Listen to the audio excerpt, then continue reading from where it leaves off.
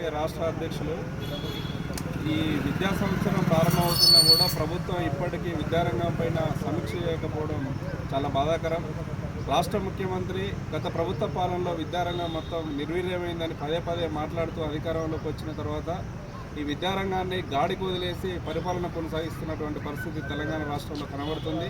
ప్రభుత్వం తక్షణమే academic year ప్రారంభమవుతున్నటువంటి సందర్భంలో సమీక్ష కోసం ఇప్పుడే తెలంగాణ రాష్ట్రంలో ఉన్నటువంటి మేధావులు కానీ విద్యార్థులు కానీ విద్యార్థి సంఘాలు కానీ ప్రొఫెసర్లతోని ఒక సమీక్ష చేసి విద్యారంగాన్ని పరిరక్షించే దిశగా ప్రభుత్వం చర్యలు తీసుకోవాలి. ఈరోజు ప్రభుత్వ పాఠశాలలు గత టీఆర్ఎస్ ప్రభుత్వ పాలనలో పూర్తిగా విధ్వంసం గురైనటువంటి పరిస్థితి ఉంది.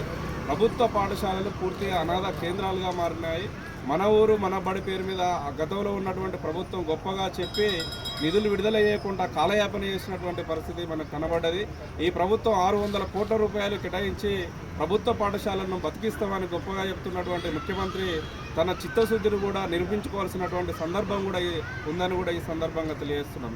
అదేవిధంగా ఈ ప్రభుత్వం వచ్చిన తర్వాత కూడా ఫీజులు అనేది ప్రైవేటు కార్పొరేట్ విద్యా సంస్థల్లో లక్షల రూపాయల్లో డొనేషన్ల రూపంలో వసూలు చేసుకుంటే కూడా ప్రభుత్వం పట్టించుకోవట్లేదు.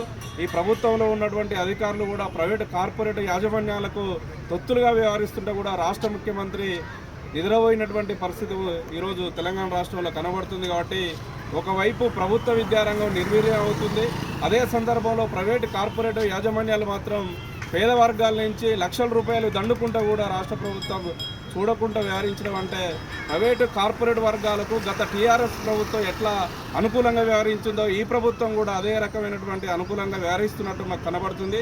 ఈ విధానాలు ఖచ్చితంగా ఈ రాష్ట్ర ప్రభుత్వం మానుకోవాలని కూడా ఈ సందర్భంగా హెచ్చరిక జారీ చేస్తున్నాం. తెలంగాణ రాష్ట్రంలో ఫీజుల నియంత్రణ పైన చట్టం తీసుకొస్తామని ప్రభుత్వం చెప్తున్నారు. దీన్ని స్వాగతిస్తున్నాం. తక్షణమే ఫీజుల నియంత్రణ చట్టం తీసుకురావాలి.